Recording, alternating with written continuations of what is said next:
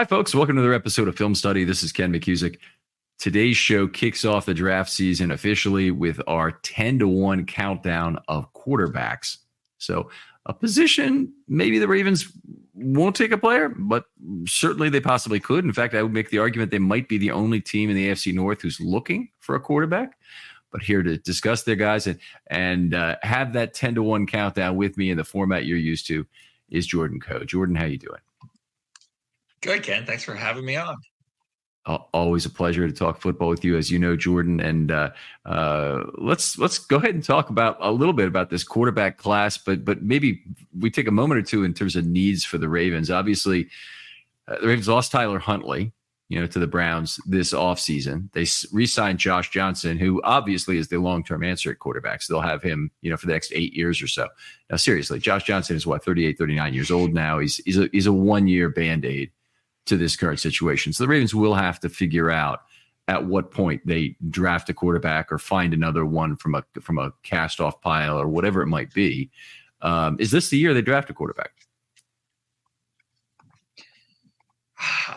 I doubt it. I think that there are too many other needs that they've got lined up. I mean, when you're looking at the long-term projection against the cap for the team, I think that's we've heard you and I and others have heard DeCosta talk about how he was setting up to bank picks in this year, next year, and the following year, and that they knew that they were going to have to take a lot of shots because, and this is my translation of what he was saying, because they were going to need to find starters that were going to be playing on rookie contracts down the line as Lamar's contract got bigger and bigger, and as they looked at wanting to keep some of the other guys they might have potentially had.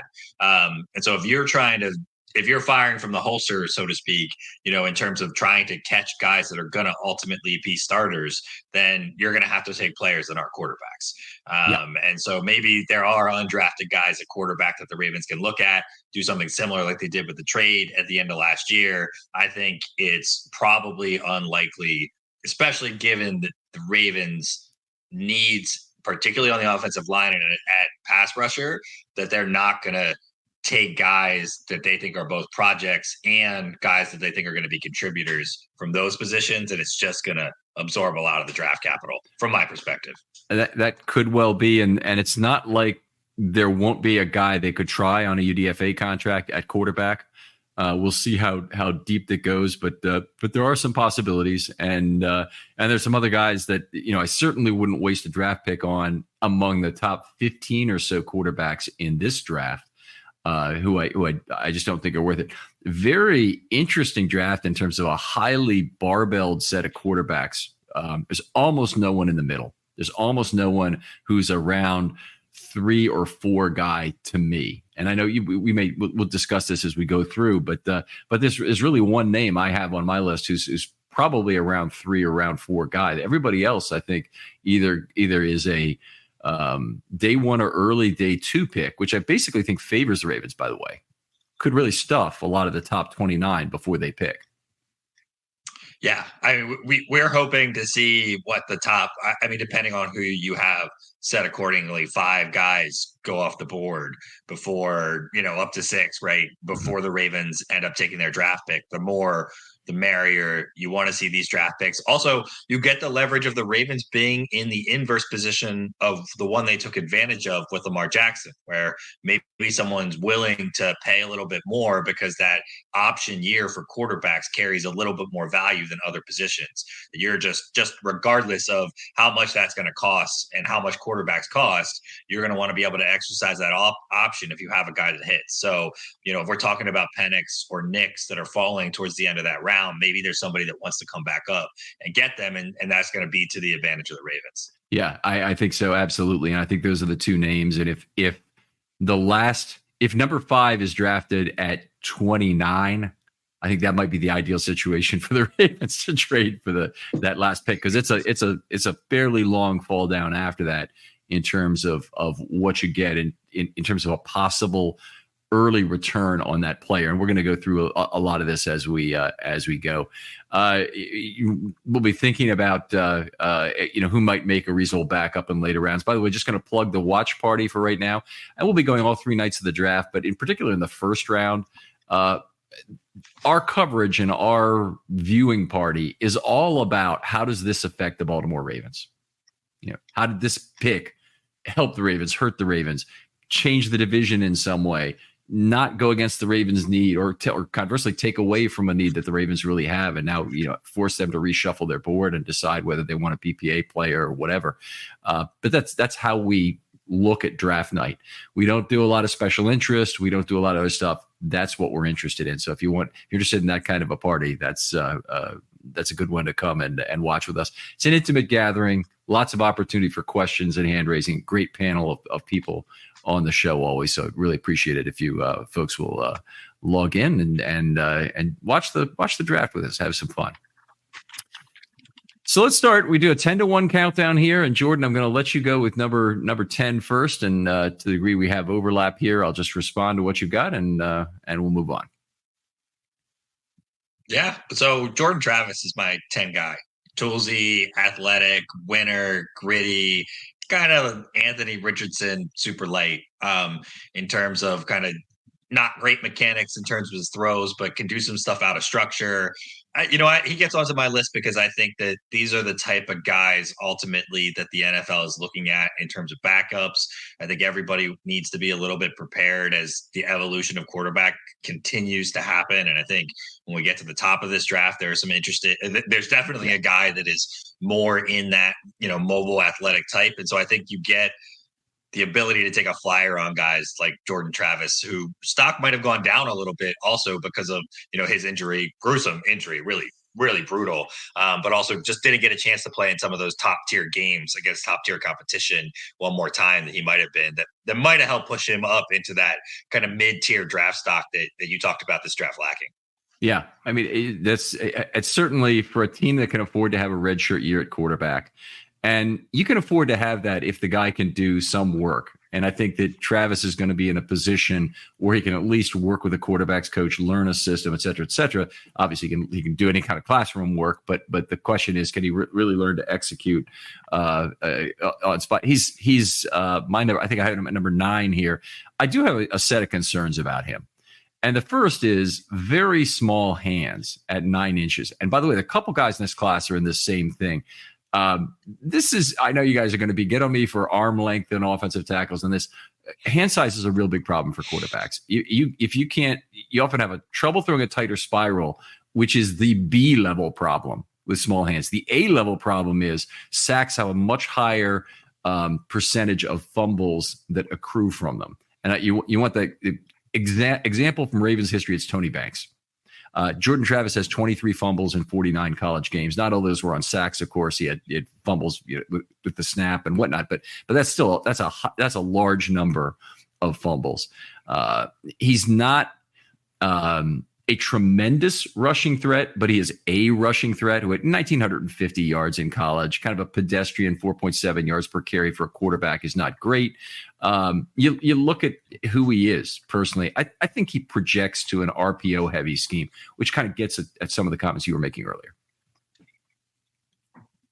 Yeah, I think that's a perfect encapsulation. And, I hadn't read about his hand size, but I do think that that's an issue, especially at the NFL level, especially when you're looking at how guys play in the latter parts of the season, when the weather starts to get bad, when it gets colder.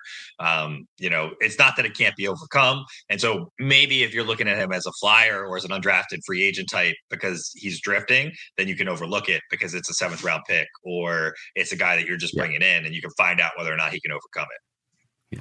I got a little bit more about him. His completion percentage in college is not what you'd want in a draftable quarterback, despite the fact he was 20-2 with touchdowns, interceptions last year.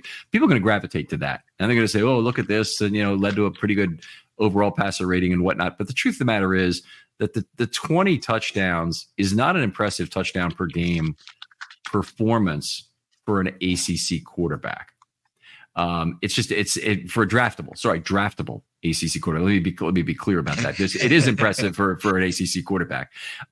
He had a lot of yak amongst what he did. Not a really high average depth of completion, not a dot, but average depth of completion was really helped out with that in the FSU offense.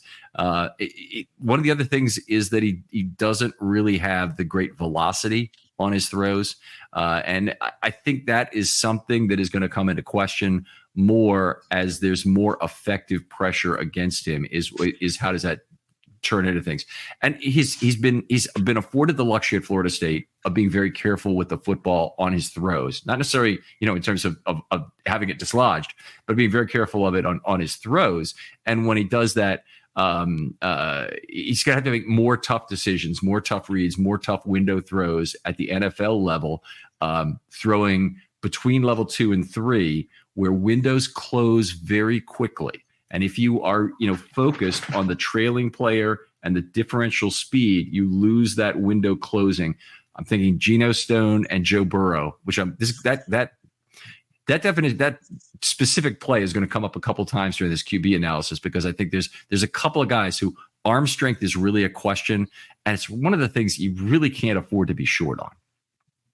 Yeah, either they have to have shown tremendous anticipation over their time as a quarterback, and I can't testify to having watched enough of him to say whether he has kind of that elite level anticipation, but that you're going to need that if you're the Brock Purdy's of the world to be able to compensate for that black arm strength. Drew Brees, others. I mean, there are guys that have succeeded, but they've got to show that talent.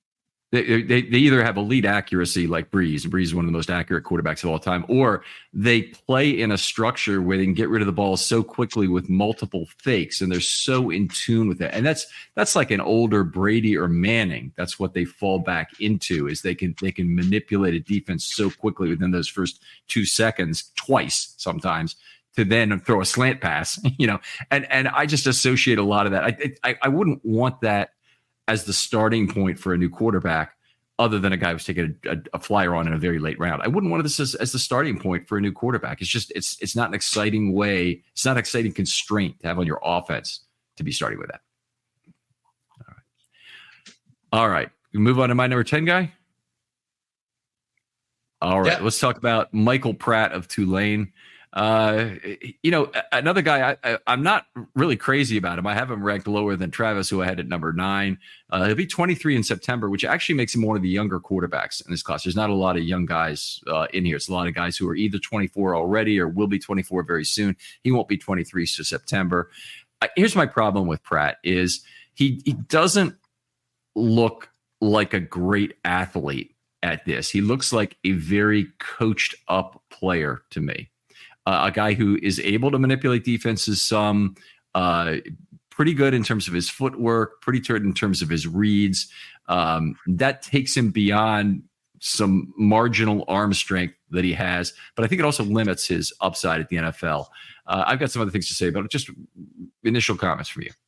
Yeah, same take. I mean, a Tulane team that he was able to lead to some pretty good success as well. I mean, worth noting that not a recognizable, not recognizable, but not of nearly of note as they have been the last 2 years. And so you always, in football, you always have to take a look at the quarterback and wonder what the influence of that is. Obviously, they've had some other good players though that have come out. Sharp, obviously, in Tennessee being a big one from 2 years ago. Obviously, Spears, much bigger impact on that team overall. But when you've got a guy that's able to help keep all those things together, the way the quarterbacks are kind of looked at in terms of a leadership spot in kind of a team overall, and having a guy that can be coached up like that. I mean, I start to wonder how much the NFL is starting to look at guys like Pratt or the coachable types like Brock Purdy as the example, as being the kind of guys that you want as those flyer guys again too, right? So do I want a guy that can have some of that athletic talent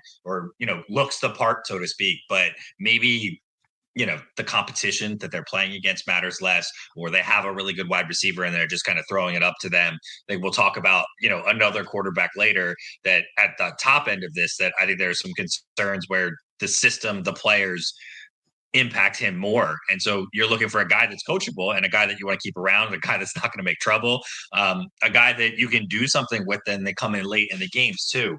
I think that I don't look at Tyler Huntley as a loss for the Ravens, because ultimately when he ended up coming in exchange for Lamar Jackson, the Ravens didn't get anything out of it. Now, they didn't change the system wholly in terms of what Lamar was doing, because he had some of those aspects, but he was not successful in that, and didn't seem like there was any kind of like, okay, now that Huntley's in, this is what we're going to try.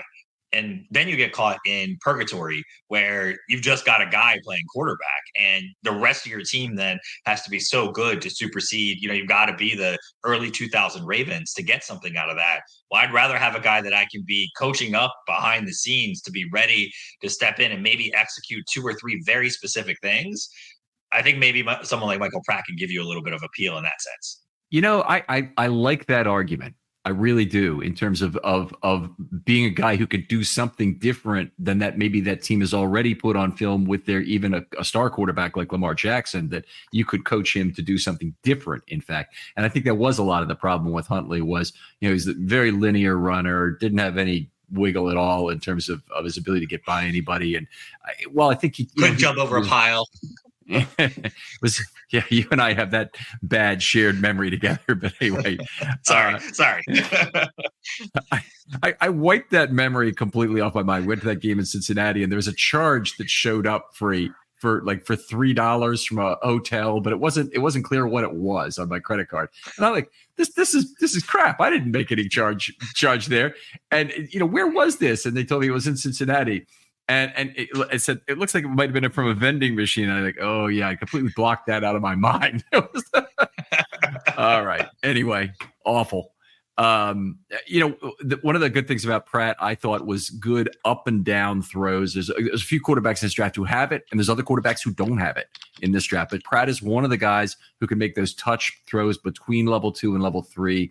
Part of that is arm strength. I think part of it may also be that if he could not do that, he probably wouldn't be on a football field, because the arm strength is not where you need it to be, and that would lead to a lot of interceptable balls. Still has some turnover-worthy throws.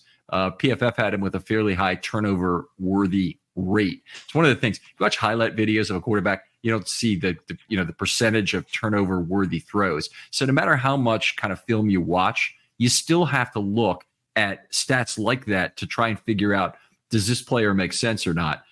Because there's no one counting, for example, drops for a wide receiver or making me a nice video of his 11 drops that he had in his senior season and why these are connected or not. You might get that once in a blue moon. You might get something like that. Most of the time, you have to figure that out. It's easy to find the 11 interceptions and find what they had meaning for a cornerback, and find out what they had in common. But to find the 11 drops, you don't get that sort of stuff. So also a guy with kind of elfin hands. He's at 9 1/4 inches. That's a little better. The guy who had really small hands and kind of hurt him throughout his career from being the pick that he was Alex Smith. Remember, Alex Smith was drafted number 1 overall the year Aaron Rodgers was 24 or 25, whatever it was. But one of the big knocks that came out as soon as he got there was that his hands were too small. And it's like, what, you didn't know this before? I don't know if he did. If he asked not to be measured on that thing at the combine, he said, I'm not doing measurements or whatever. He's a smart man, because his draft stock would have suffered from it, I'm sure. I feel like I remember hearing that before the draft, but that also could just be like retroactively. Like, I had the conversation about Alex Smith's hand size got out of hand. I think, for what it was certainly a drawback and not an advantage, but like, it became a thing. Now I guess Kenny Pickett's the equivalent guy that is really gotten picked on, for the same thing. And I don't think Kenny Pickett's problems, unlike Alex Smith, I think the size of his hands were one of his bigger problems. Kenny Pickett has a lot of other problems that prevent him from being a pro quality quarterback. Yeah, but the difference there is, with Kenny Pickett, you're drafting a 700 points of JJ value, and with Alex Smith, it's 3,000. So, if you're spending 4.5 times the draft capital, you expect to get a better return on that player. And it's just one of the real strange ones. All right, what else? That's good enough on Michael Pratt for me. So he's my number 10 guy, and he's a guy I think if you're looking for texture in the offense, if you're looking for what you talking about, Michael Pratt could be a guy who could back up Lamar Jackson and do some different things.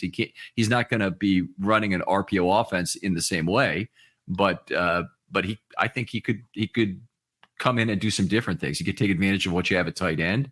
He could turn your offense into a more thoroughly under center play action game. There's probably a few things he can do for you to be different, but I if the Ravens want to take a flyer on him in round 5 or 6, I'd be fine.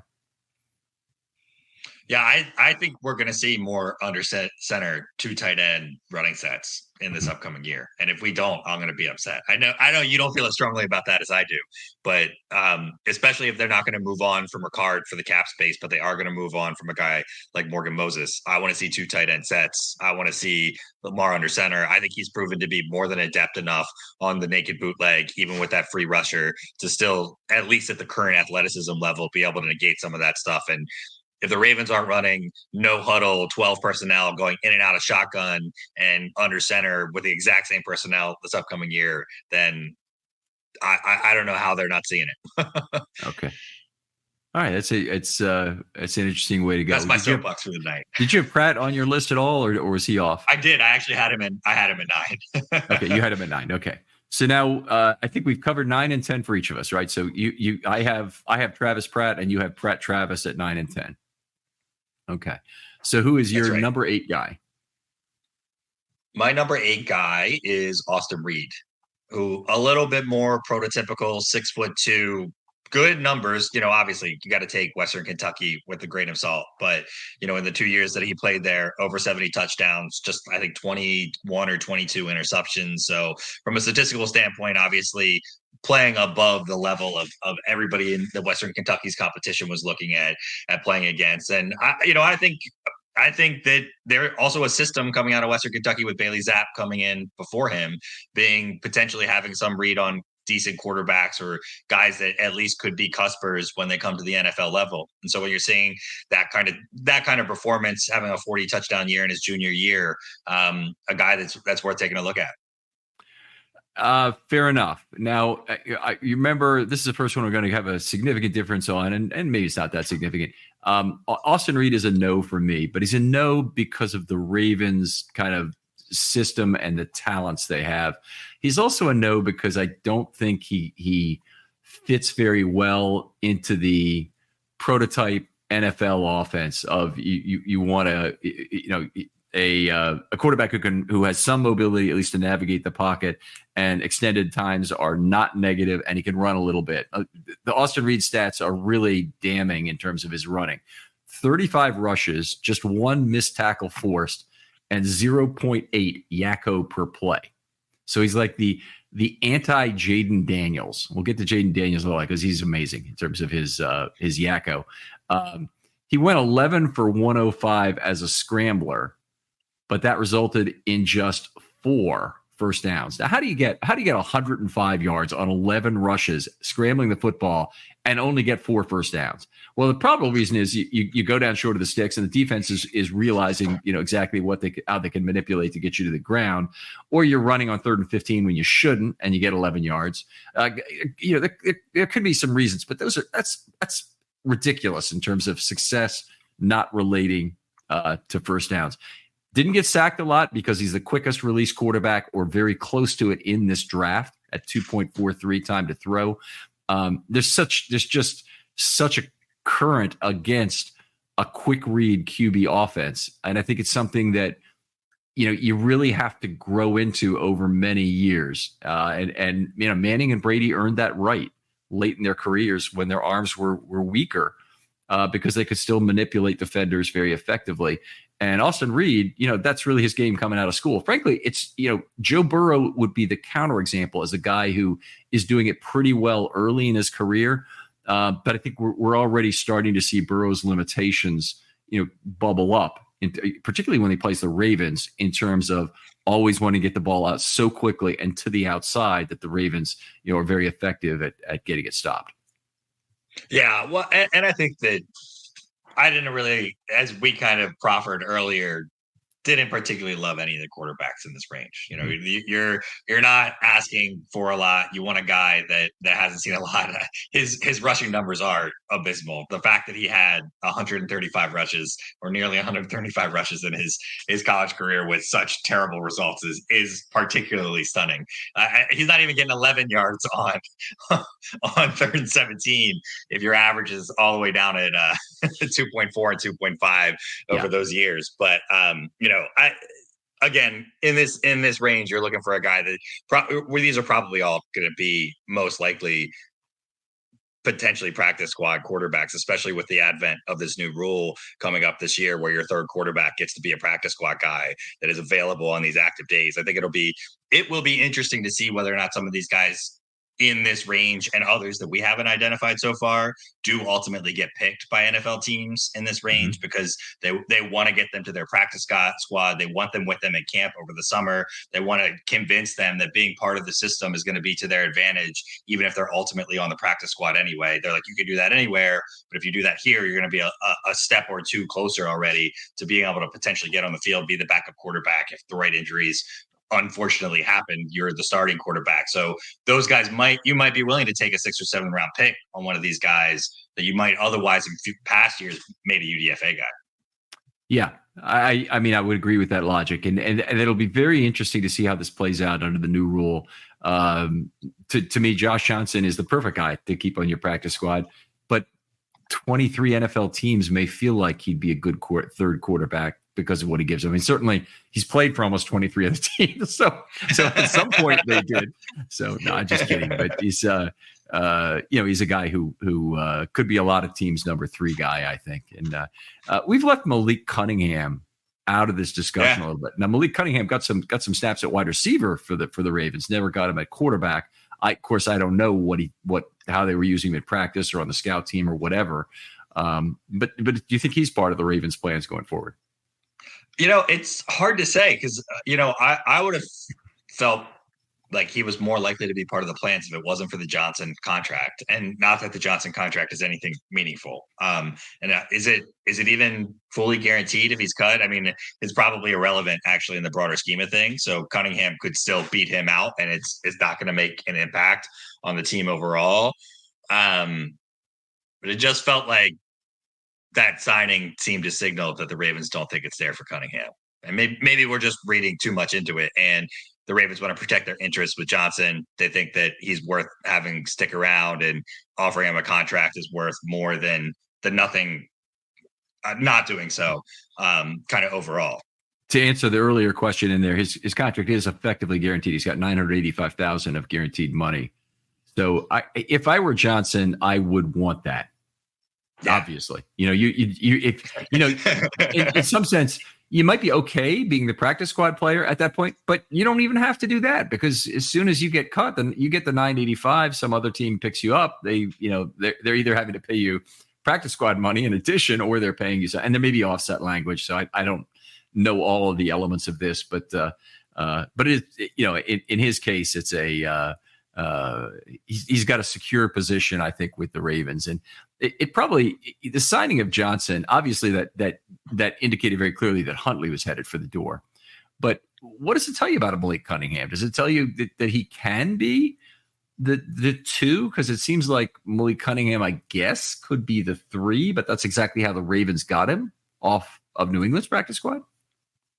Yeah, especially with the practice squad rule changed. I wonder, how ultimately that does affect things. Also, whether or not the Ravens think that Cunningham brings something. I mean, the new kickoff rule, and whether a guy like Cunningham brings something to the team there. Also, losing Duvernay, and so needing another potential offensive weapon-ish type also serves to Cunningham's ability. Super interesting to see if Derrick Henry is going to return some of those kicks this year. It seems almost.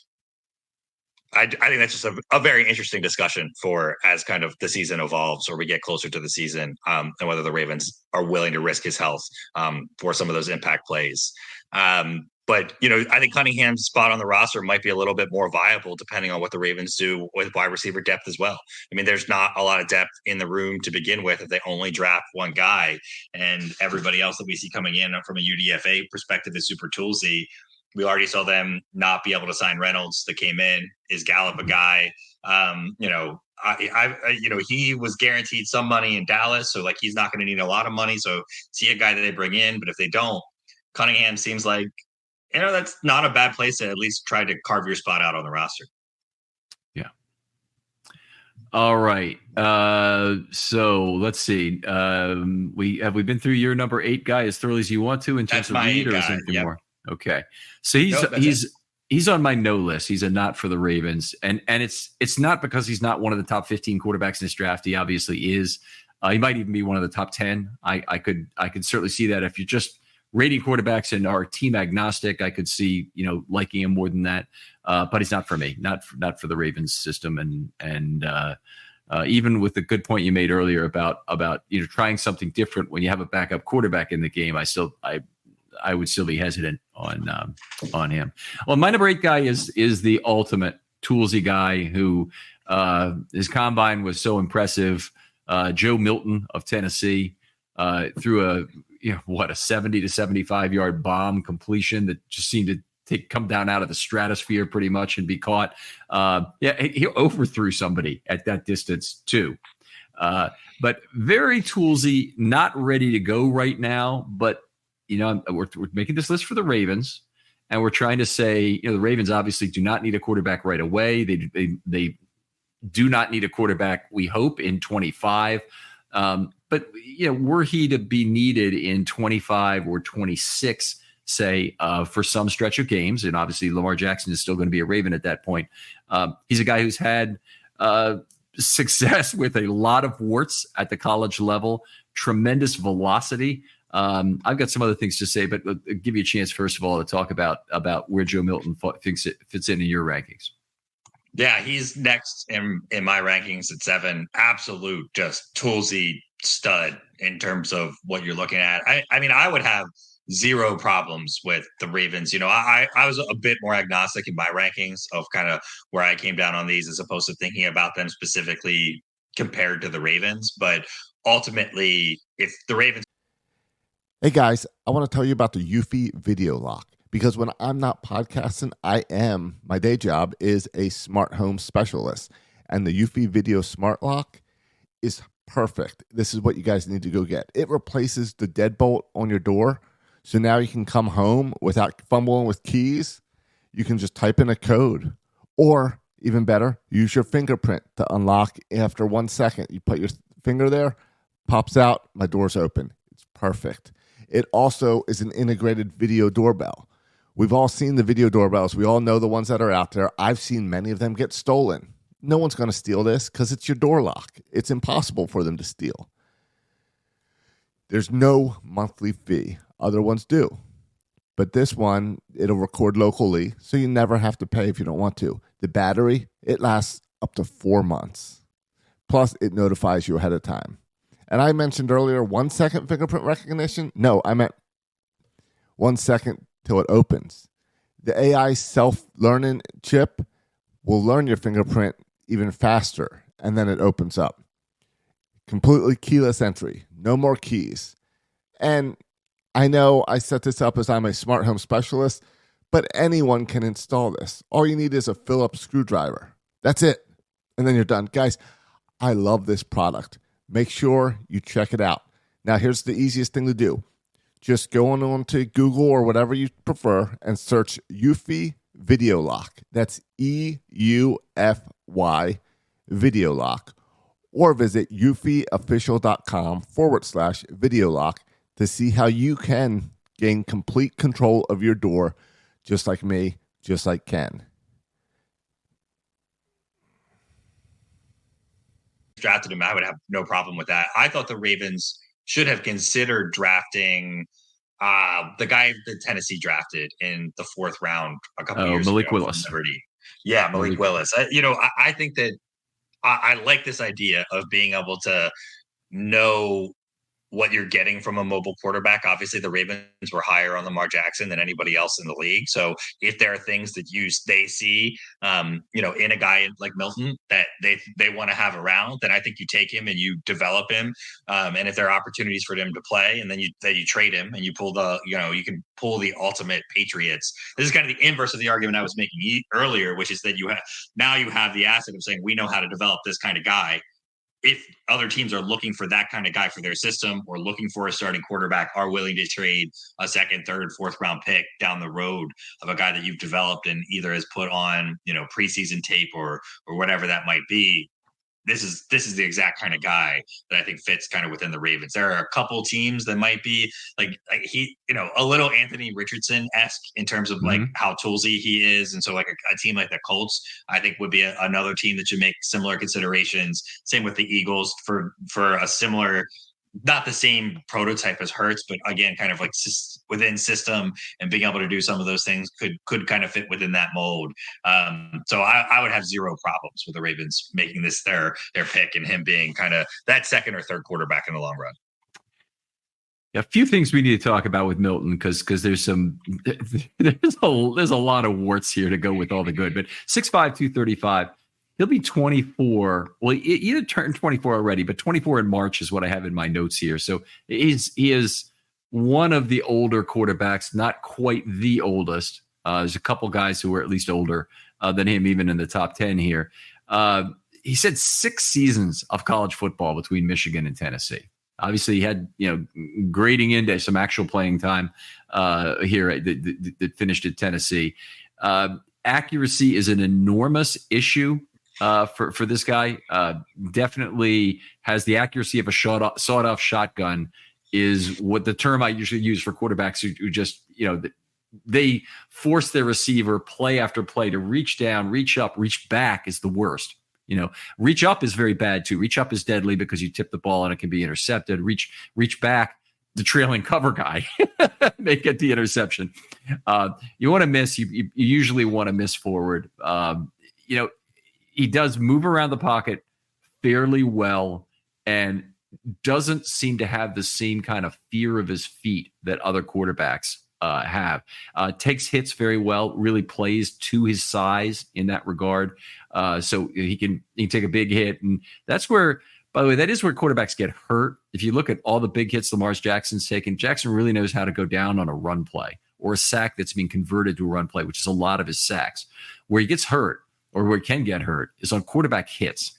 There where he's still trying to throw the ball, and then usually you're throwing against the weight of that defender or at least at an angle to it, and you have the chance of really getting hurt there. And that's where I think Milton has probably some inherent injury risk that comes with him.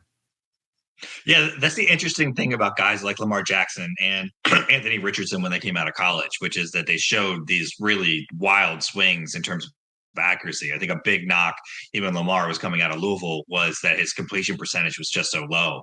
And there were some people that said, I didn't watch enough of Lamar in college. There's some people said that he was throwing the ball out of bounds more often than others, and that decreases percentage. But I mean, I remember the Chargers game during, Lamar's rookie year where he just looking on an 8-yard out and throws the ball into the hash mark 4 feet in front of him. It seemed like the ball just, I think a lot of fans that remember that game know exactly which play I'm talking about. So you see these guys come into the NFL without the mechanics and without the skill set, from that. It can be coached up, if they have at least something that you're seeing there that are the base of what they need to be able to teach them. It's a question of how coachable he is. And that goes to interview and kind of knowing the coaches that are working with him and all those kind of things that come with it. Yeah. Work ethic.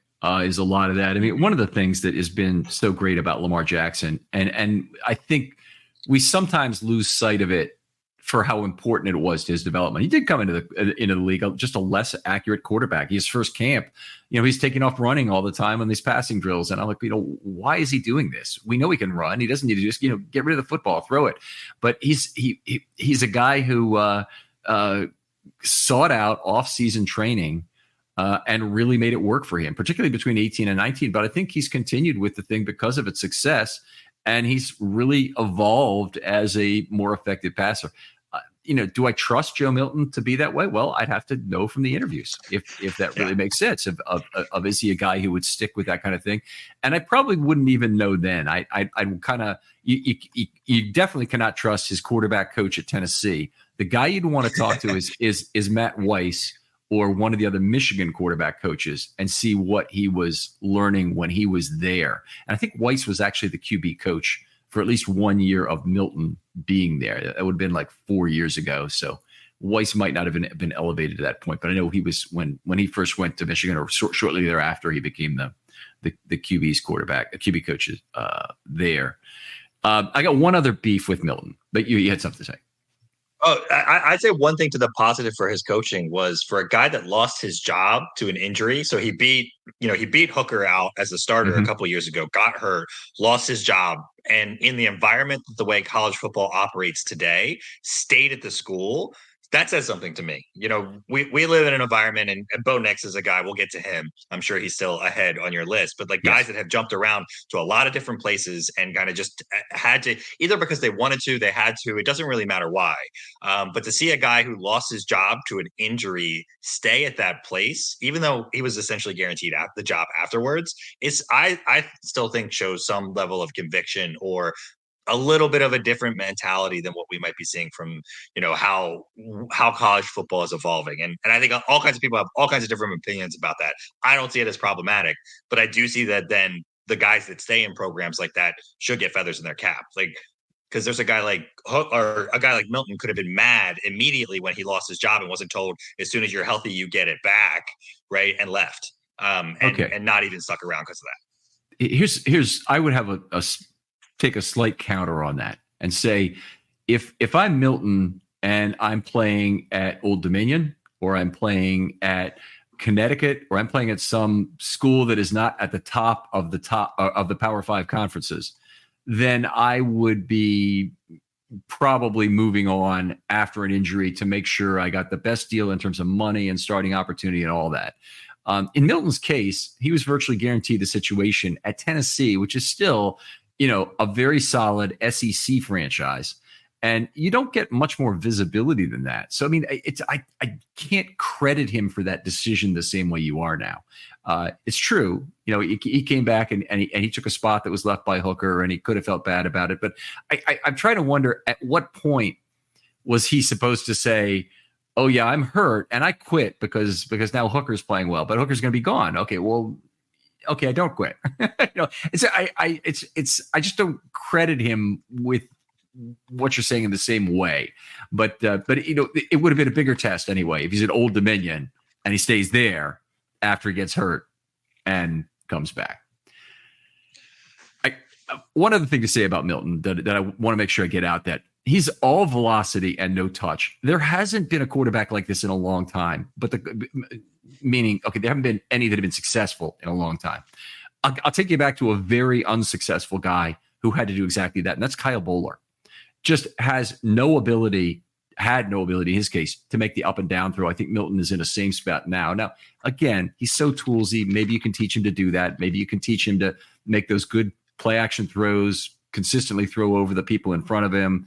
But it seems like he's a guy who needs a passing lane directly to the receiver. He wants to throw a bullet. He wants to throw a line drive, and he just has really not that interest in showing a touch pass. And I can't really blame him too much for what his skill set is right now, because he's not a particularly accurate quarterback. That increases your need to rely on those very direct throws. And so that will hurt him at the NFL level. There's a high percentage of up and down throws. You face a lot of zone, and you better be accurate on those throws between level 2 and 3, because they are the bread and butter for most quarterbacks. And a guy like him is going to be more like maybe what Joe Flacco was early in his career, or Bowler for that matter, working with Mason on an outside, and a hitch and go guy, a guy who can run either of those routes effectively, is going to be his best friend, rather than a tight end is for a lot of other quarterbacks. Joe Flacco was the exact guy as you were making that description. Yeah. I kind of thought also, I mean, there were certainly people, and there were certainly throws and games at times where you were just like, Joe, what are you doing? Like, you're throwing a screen pass to Ray Rice and you throw it at him 30 miles per hour. And of course he's not going to be able to catch that ball. Yeah. Like, what are you thinking?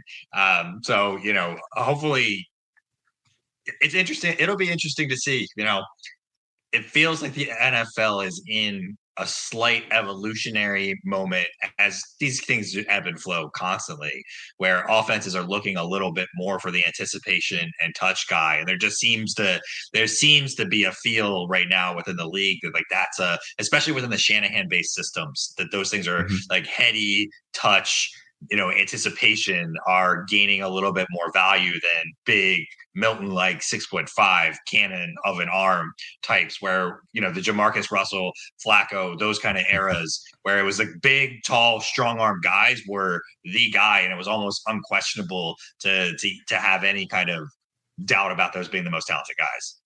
Yeah, I mean, there was definitely a prototype statuesque look over at the top of those tiny relative defensive linemen that was a big deal back then, and I agree. I don't. By the way, I don't really see Flacco as having the problem on touch passes that Bowler had. Bowler was just useless without a direct lane to the receiver.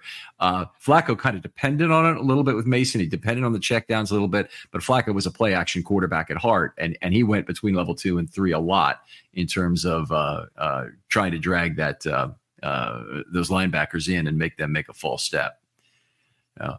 Okay, so we're done. That's my number 8 guy, who you have at number 7, right? So That's you right. already said your number 8 guy. That was Austin Reeves, and now we're to my number 7 guy, right? That's right.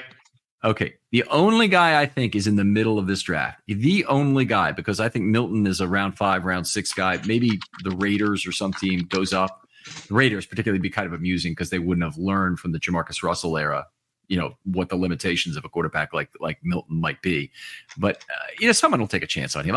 He's got talent. It's not like you can't teach his arm strength, certainly. So hopefully you can teach him the other things to actually be a quarterback. But it seems like anything above about round 5 is probably an overdraft for Milton. The one guy I think who fits into day 2 somewhere or early day 3 is Spencer Rattler of South Carolina. And he's been around for so long, been projected for, it seems like, 3 years as a top 5 pick in the draft. And then he went back to South Carolina, had some real difficulty after leaving Oklahoma, and was not as good. But he's played through a ton of adversity there, by the way. It's absolutely horrible situation in terms of pass blocking at South Carolina. He'll be 24 in September, which, by the way, I think is kind of young given how long we've been hearing his name, because there are a bunch of 24-year-old quarterbacks in this group. Anyway, he made his name as that shotgun spread guy at Oklahoma, just like all the Oklahoma quarterbacks before him with Baker Mayfield and others have done that. A guy who stood up decently to SEC pressure given what he faced, I thought, but nonetheless has a lot of questions that go with him.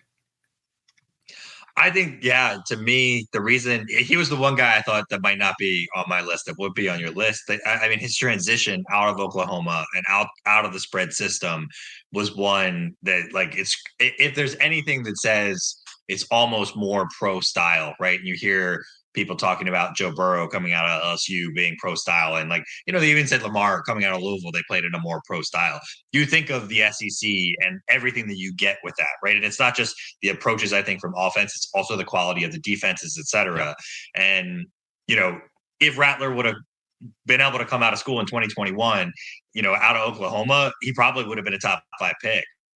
And I think that that's one of these interesting things that, without being able to transfer to somewhere else and then see the quality skill set, or not skill set, the numbers return that he had when he was in Oklahoma, that seems to be the thing that holds him back. But then also makes you wonder, well, if he can't transition from Oklahoma and a spread offense and kind of being geared up to be able to do that, is he really going to be able to convert at a pro level? His age kind of being combined with that. And then just really, pedestrian overall. Again, if you're just kind of looking solely at the numbers, especially from touchdown to interception over 2 years in South Carolina, not great.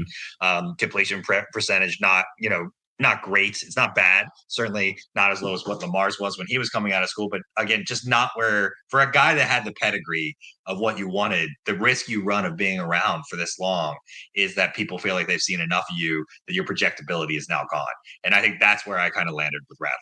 Yeah, that's a very valid point. A guy who's had as much opportunity in college as he has had, and he's had 4 years as a starter or something. He's had a lot of time as a starter throughout his college career. Yeah, there's still a lot of really nice things that you can see in him. And despite not being a threat as a runner, he's had 1.4 yards per carry career. Now, there's always some funny things about the college rushing stats, including sacks and this and that. But I have him for 1.4 yards per carry. I actually need to look at like PFF for that because they divide out those running stats differently. And so I'll have to do that here before we're done. But, he knows when to get rid of the ball under pressure and has done a pretty good job of that with a very consistent time to throw over the last 3 seasons. That include time at Oklahoma for 1 year and 2 more years at South Carolina, where it's like 281, 282, 283 all 3 years. And that tells me that while their adaptability is necessary, he's dealt pretty well, I think, with getting rid of the ball under pressure. Really good up and down touch, which we mentioned for several of the quarterbacks below him was one of their big problems. For him, that's one of his big strengths. So I think he fits very well in a play action offense. I think he fits very well on a team that has good tight ends and likes to keep the ball between the numbers. That could be the Ravens, and that's why I had him higher on my list, or one of the reasons anyway. One of the negatives about Spencer Rattler, and this is incredible given the amount of college time he has, is he's still not really good at reading the closing window. So he focuses too much on differential speed between the cornerback or the other defender. It could be a safety trailing the receiver and not the closing defender from the other side who's going at a much higher relative speed. So that's where the interceptions occur a lot of the time, and that's where he's definitely at risk there. But also has that Mayfield-esque kind of size about him at 6 feet 211. He doesn't see over the defensive line very easily. So he definitely has some limitations. I'm not saying it. I'm just saying there's a guy here who already is pretty good at some things about a thrower, and you put him in a little better situation in terms of an offensive line at least, and maybe some receiving talent around him. And I think I would probably project him to be not as good as he was at Oklahoma, but better than he was at South Carolina. This is one of those interesting things where if Rattler was the exact same guy and you transported him back 12 years ago, then he's still probably a late first round, early second round draft pick. But now quarterback has evolved. So, and quarterback always mattered before, but it's evolved so much over the last 10 or 15 years to being not just good or not just capable of, like, game manager is now a negative thing. Whereas like during that era, you could be a game manager. And if you were a good under contract, rookie contract game manager for a football team, you could be a winning franchise and even have serious deep playoff run aspirations. Now that is gone. And I think that's the thing that hurts Rattler the most here, is not that he couldn't be, I think he could easily be the 22nd best quarterback in the league at his full projectable level. But who wants to pay a first round pick for that these days, right? Like, why is that? And that's kind of where I came down between a guy like Milton versus a guy like Rattler. Which one of those am I going to take? If I'm picking in, even if it's in the second or third round, and I'm not saying Milton should go that early, like I want lottery pick upside out of my quarterback. And maybe it's that I'm overly sensationalized by what I'm getting, but look at the AFC's quarterbacks right now. I mean, even if you took Rattler at his full development, at his maximum projection, he's behind 8 quarterbacks in the AFC.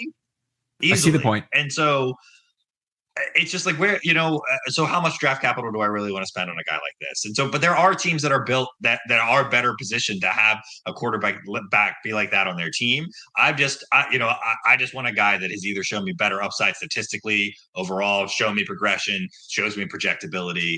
And so, and especially, I guess the difference being from a Ravens perspective, you almost want the latter, or I'm sorry, the former. You want that conservative, mild, that was kind of what the comfort level was with Huntley. Like, he wasn't gonna win you games. It didn't feel like he lost you games, and it felt like you knew exactly what you were getting from Huntley. Now, ultimately, that turned to be his downfall because the other teams, but you have the same guy doing that for 4 years, and the other team does too, or the other teams have seen enough on film to know that too. But you could see the Ravens wanting, like, if Rattler were to fall, especially if you view him as a second or third round quarterback, and he, for whatever reason, drifts into the 5th, but if a front office does, and he drifts into the 5th or 6th round for a team like the Ravens that have got the number of picks they've got, I don't know that I would be if the Ravens made that pick, I wouldn't be terribly upset because I would trust them and what their plan was to do so accordingly.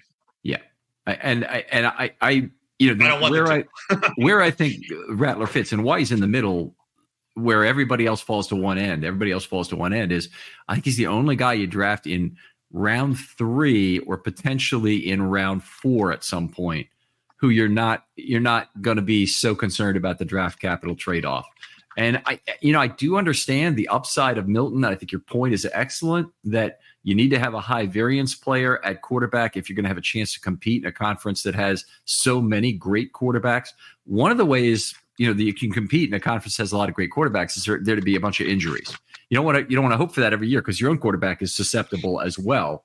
But the Ravens with the defense they have, might be a team that is better off trying to win in part with that, assuming they have average quarterback luck. They're in a position to do it, whereas a team like Cincinnati or a team like who else would fall into this category?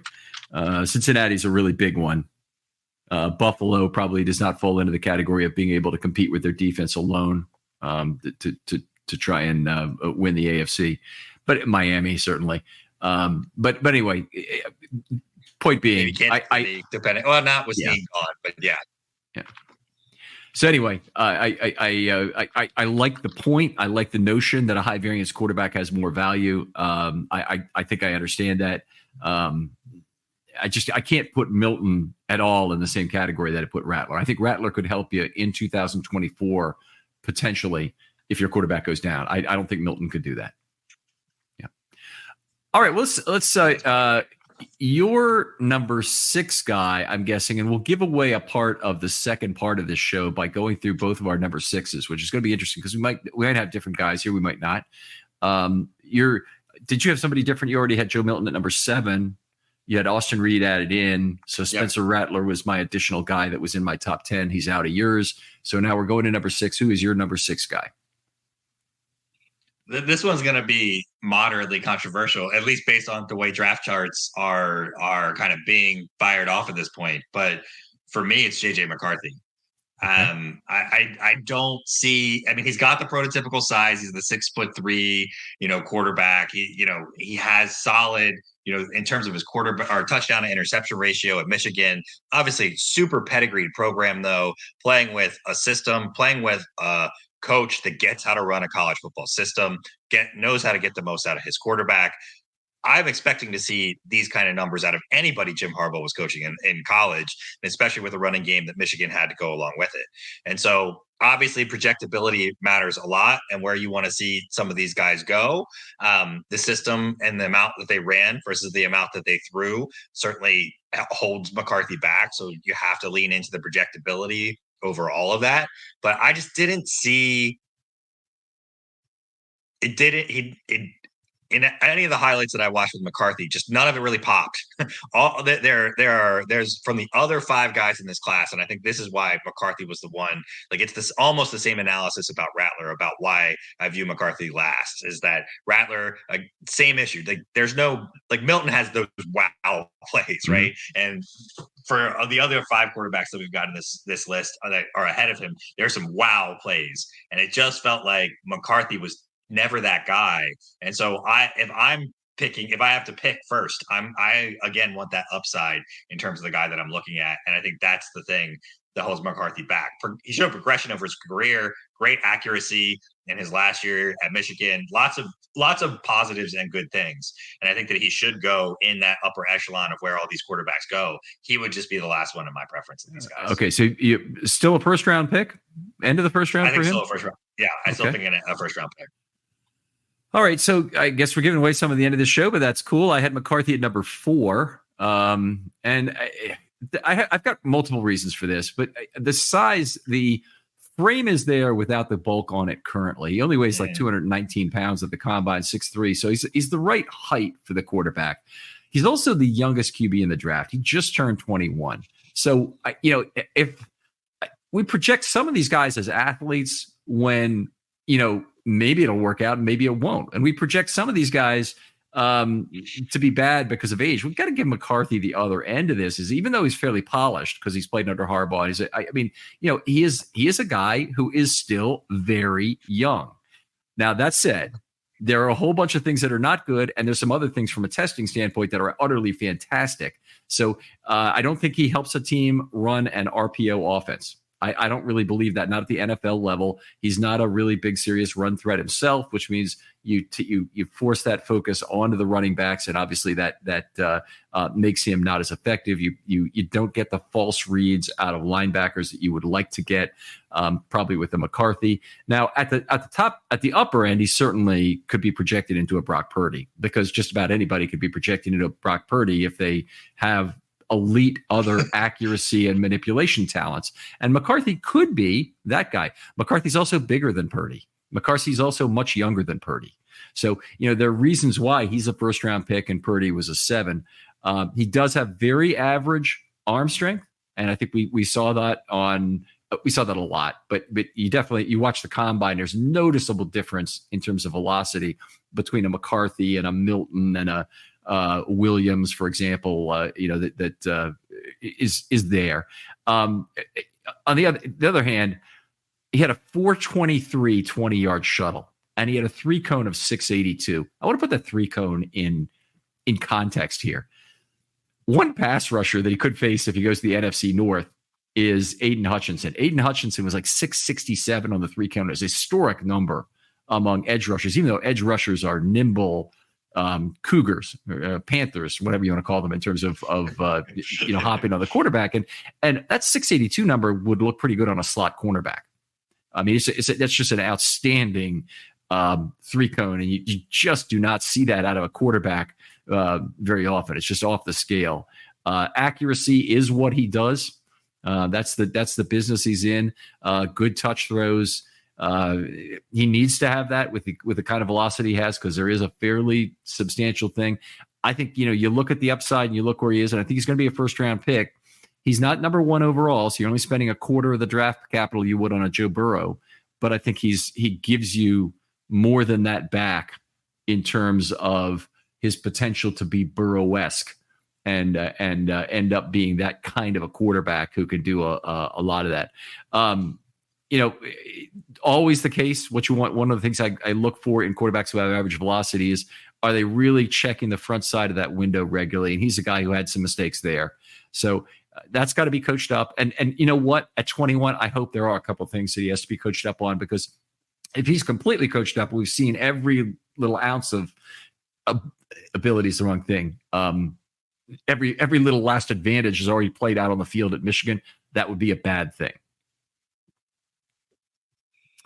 Yeah, I think my issue, you're right about the age piece in particular. I think we've maligned a few of these guys already, and it's interesting, kind of like with the COVID overlap during these eras of college, how old these guys are. We knew that there was going to be a draft class, that this was the kind of thing that happened this way. So it is interesting that you got McCarthy as the contrast, as the younger player. There's definitely some extra value in that as a team when you're looking at kind of what these windows look like, what that means, especially for the prototype he is. If you can get him to be a starting quarterback by the time he's 23 compared to some of these other guys, the extra years on those contracts and the extra value of what you think you're getting out of that is there. I just, we've been hearing his name going. I think he's kind of catching part of the inverse of skyrocketing up draft boards as making me want to push him down, because I don't think he reaches, like, just in kind of like the broader quality of a guy I would spend a 5th round pick on. This is not the guy. Okay, so this is not the guy you'd try and spend a top 10 pick on, which may be where he goes, by the way. He may well go in the top 10. Yeah. I think he's going to. Yeah. I had a point I want to make, but I'll let that go. We need to cut it off here at 5 quarterbacks. We're going to come back and do the top 5 on our list going forward. I think this is going to be a lot of fun. And we'll start with your number 6 guy, I guess, when we come back. And he'll obviously be someone who's in my top 5. Jordan, always a pleasure to do these shows with you. Fantastic conversation. I think what you bring to this in terms of the intellectual discussion, looking at progression of quarterbacks, I just really appreciate having someone like you to talk to about this. Tell folks where they can talk football with you online. Yeah, I appreciate that, Ken. You can find me at Raven Sit Room on Twitter. Gabe at Gabe Fergie, Gabe, my co-host from the Situation Room. We're always talking football there, trying to squeeze in a little Orioles these days as well. Love to chat kind of Baltimore sports. Okay. Hopefully we have both of you guys on the draft panel, at least for some of the draft this coming year, but the watch party is a lot of fun. Other folks out there, if you'd like to join the watch party, we're offering kind of a rotating panelist role this year. Give me some notions on what you think and where you might like to be involved, whether it's probably 2 or 3 where I would like to open mic eyes some of these seats, have people rotate on for questions and whatnot. But if you'd like to be a panelist, hit me up. DMs are always open on Twitter for days 2 and 3 in particular. Jordan, thanks again for coming on. Thanks for having me, Ken. And we'll talk to you next time on Film Study.